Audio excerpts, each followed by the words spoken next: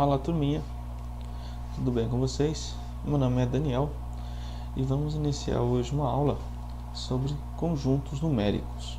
Nessa aula eu vou falar, como o próprio nome diz, de todos os conjuntos numéricos e tratar com maior ênfase os números reais. Bom, já falo de números naturais, de números inteiros, de números fracionários ou racionais, de números irracionais, complexos e tratar das propriedades e operações de reais. Números naturais são aqueles números que a gente aprende lá quando era criancinha, no ensino fundamental 1, que seriam aqueles importantes para a contagem. A sua anotação é definida por um N, tá? Com dois tracinhos assim, ou você também já deve ter visto seu professor fazer aquele N assim, né? Não esse N aqui, né? Mas vamos lá, peraí. É um N com um 2 aqui, não é isso? Também dá, ok? Pois bem, quando tem um asterisco aqui em cima, a gente diz que é o grupo dos números naturais, com exceção do zero, menos, ok? Beleza. Bom, números inteiros. O fruto dos números inteiros são todos os naturais mais os seus simétricos. Para quem não lembra, os simétricos são aqueles números que possuem a mesma distância em relação ao zero. Então, lá na reta numérica, eu vou ter o zero aqui, 1, 2, não é isso? O simétrico de menos 1, de 1, a distância 1, seria menos 1. O simétrico de 2 é o menos 2. Por quê? Era para ser um menos aqui, porque o PowerPoint já vi que me sabota o tempo todo aqui. Bom, da mesma forma, quando tem um asterisco, a gente diz que é com ele, com exceção do zero. Belezinha? Belezinha. Vamos prosseguir aqui. Algumas anotações, elas aparecem tanto para os inteiros quanto para os demais, mas eu vou falar com ênfase nos inteiros, porque acontece de forma semelhante. Quando você vê o Z com o símbolo de maisinho aqui, na verdade eu estou me referindo a ele somente contando com os positivos e o zero. Então é a mesma coisa que falar que os naturais. Se você vê com o símbolo de mais e um asterisco, é a mesma coisa que os naturais com asterisco. São todos os positivos e não se inclui o zero. E quando se considera da mesma forma com o menos, é a mesma coisa que os negativos, sem os naturais e o zero, e com o asterisco, somente os negativos, sem o zero. Beleza? Vamos lá. Gente, números fracionários ou racionais. Aí você deve estar entendendo. Pessoal, professor, por que não um R aqui de racionais? Afinal de contas, nos naturais tínhamos o N. Bom, nós não temos o R porque o R vai representar um outro conjunto mais para frente. São todos os números que podem ser escritos na forma de fração. E aqui, ó, eu coloquei PQ, são dois números, sendo que o P pertence aos inteiros, pode ser qualquer número inteiro, inclusive o zero. E esse símbolo aqui, o pessoal de lógica já viu um vídeo, eu vou deixar aqui no card, é um símbolo de uma conjunção, tá? É uma conjunção que significa a palavra e. Ou seja, P pertence aos inteiros e o Q pertence aos inteiros com exceção do zero, excluindo o zero, certo? Por quê? Porque a gente não pode ter zero no denominador. Se a gente ter zero no denominador, a gente diz que esse número não existe, essa fração. Beleza? Exemplos. O 2. Aí você fala, professor, mas o 2, ele é um número natural. Sim, meu jovem. Mas se ele é natural, ele é inteiro.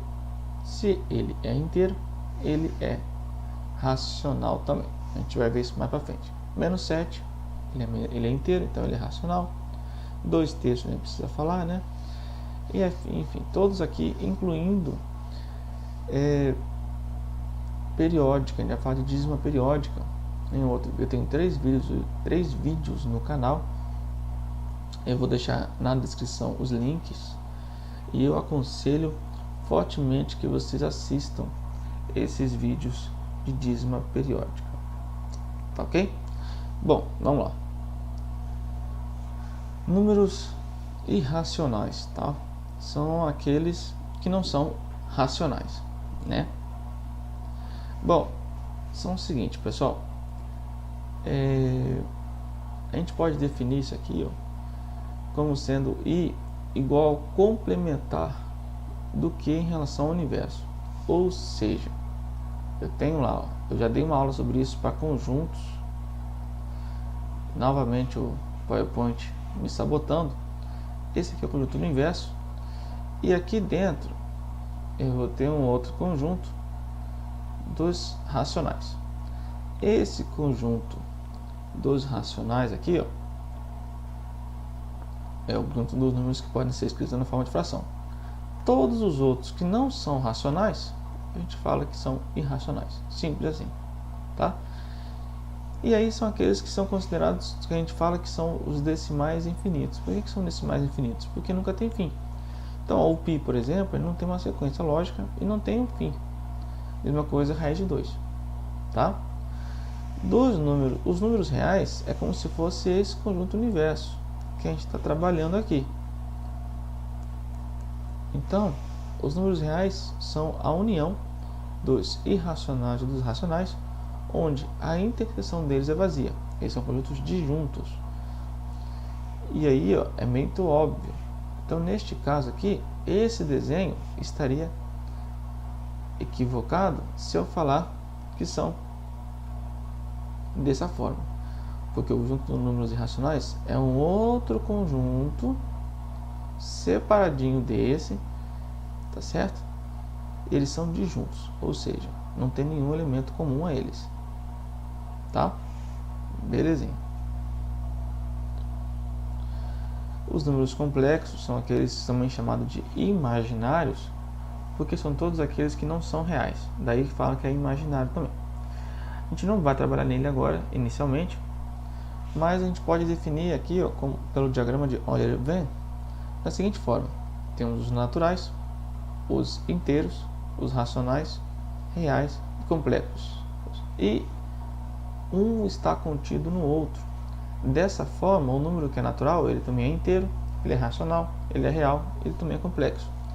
Semelhantemente, os inteiros são racionais, são reais, são complexos e assim sucessivamente, tá?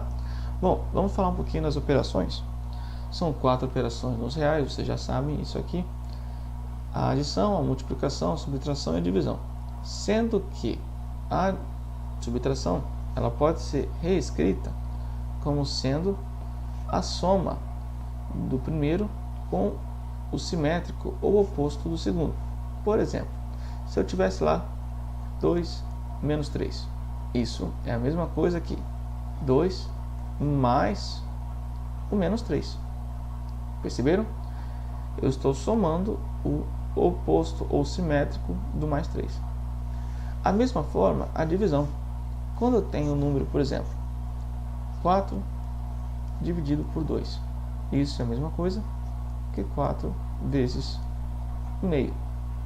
Observem que é a multiplicação do inverso do 2. Tá ok? Para quem não lembra, oposto é quando você vira na horizontal.